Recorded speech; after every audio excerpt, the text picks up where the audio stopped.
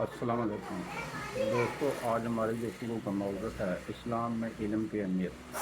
جیسے کہ تقریباً ہر انسان جانتا ہے کہ پہلی وحی جو حضور صلی اللہ علیہ وسلم پر غار حرا میں اتری، اس میں سب سے پہلا جو لفظ تھا وہ اقرا تھا۔ اقرا کا مطلب ہوتا ہے پڑھ۔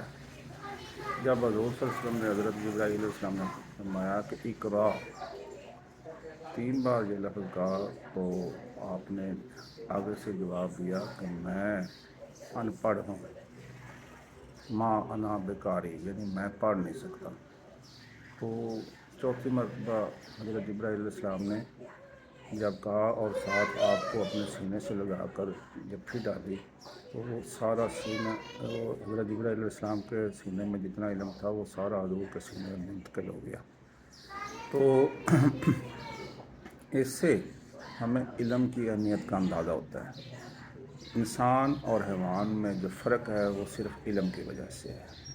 انسان علم سیکھتا ہے، حیوان جو ہوتے ہیں ان کو محدود علم ہے، صرف اپنی زندگی گزارنے کے لیے، کھانا پینا اور بس مر جانا۔ تو اتنا وہ آگے ترقی نہیں کر سکتے، نئی چیزیں نہیں بنا سکتے۔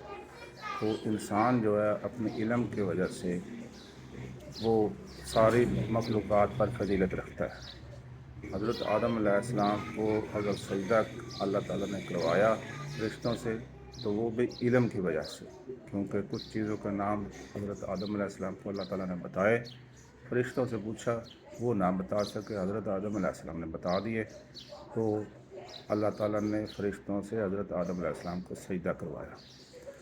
تو اس سے ہمیں علم کی اہمیت کا اندازہ ہو سکتا ہے۔ آج بھی جو بڑے بڑے عہدوں پہ بیٹھے ہیں علم کی وجہ سے بیٹھے ہیں، قدر ہے تو علم کی ہے۔ انسان بذات خود کچھ نہیں ہے، علم کی وجہ سے اس کا مرتبہ بڑھتا ہے۔